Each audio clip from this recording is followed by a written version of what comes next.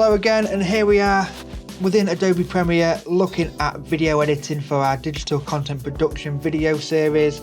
In this video we're going to look at how we can apply effects to our video footage and also stabilize them handheld shaky shots. So again, here we are within Adobe Premiere Pro. We've already opened up our project. We created a new one this time called Effects. And imported a couple of clips for us to work on and just take a look at what we can do within the effect panel.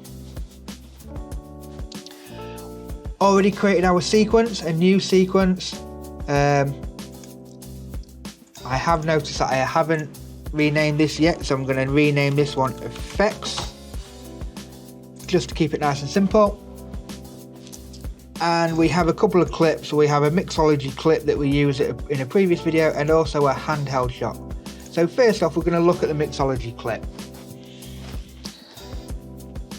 Remember, we can double click to open our video in the source. And let's just find a little clip of that being poured in. So there we go. So again, using that playhead, I just want to start where she pours the liquid.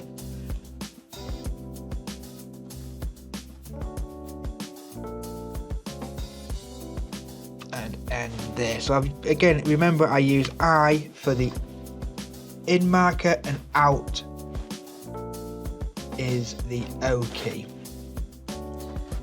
And if we press the comma, you can see that that clip has been imported directly into our timeline. Just double check our sequence settings: 25 frames per second, 1920 by 1080, all good. Okay. And we'll just work with this clip a little bit. You can see that's a nice pour, and I think we'll add a couple of clips in here just so we know we've got a nice shot of, just add a little bit of context. Let's get a little bit of the cocktail shaker just to open up that sequence. So again, using I and O, in and out, and then comma to embed that on our timeline, and I'm just going to bring that to the start there. So let's have a look how that looks with no effects in place.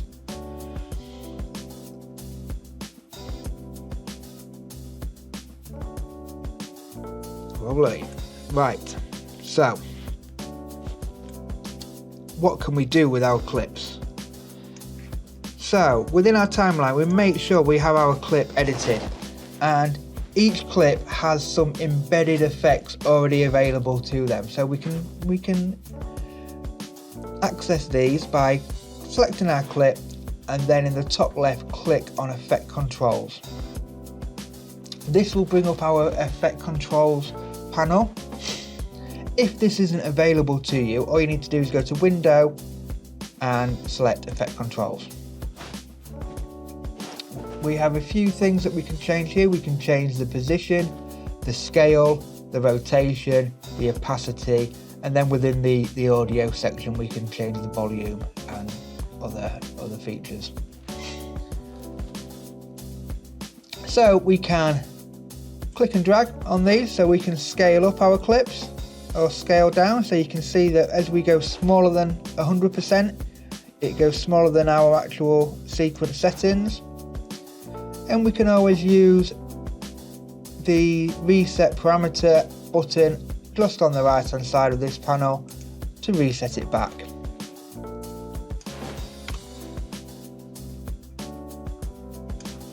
We can also rotate, so we can rotate and reset, and we can change the opacity.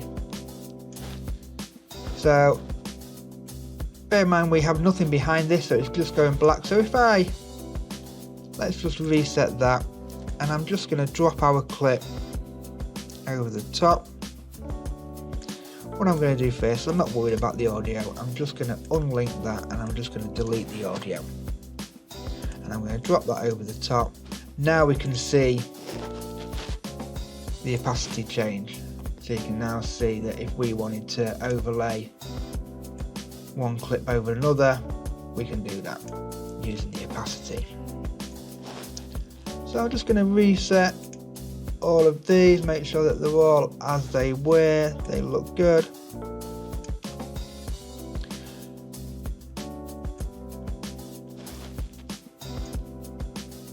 And then we're going to have a quick look, a very brief look about how we keyframe one of these effects. So you may notice on the left hand side here we have a timer icon. If we click this one, say for example with the scale, we can click scale and we can move our playhead within the effect control to the end of that clip, being careful not to go to the next one. So let's go back here, we can go to the end of that clip and we can scale that, we can change that to 150% maybe, and you can see what will happen now as we navigate through the clip. You can see we're applying a little zoom, a little subtle zoom. I'm just going to move that second keyframe.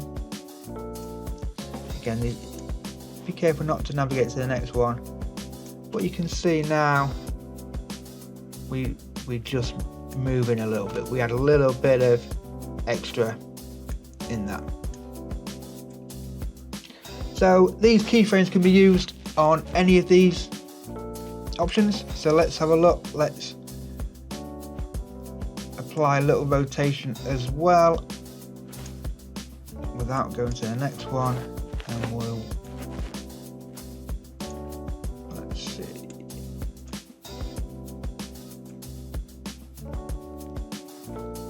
there we go. So this is more for demonstration purposes, just to show you what you can do within them built up. But again, let's just reset that. Let's turn off that timeline. I'll delete them existing keyframes. Yes, I don't want the rotation one, but I do quite like that zoom there. So let's keep that one in there. Your effects, you can turn them on and off, so you can see how it looks with, without. And then let's go back and see how it looks with.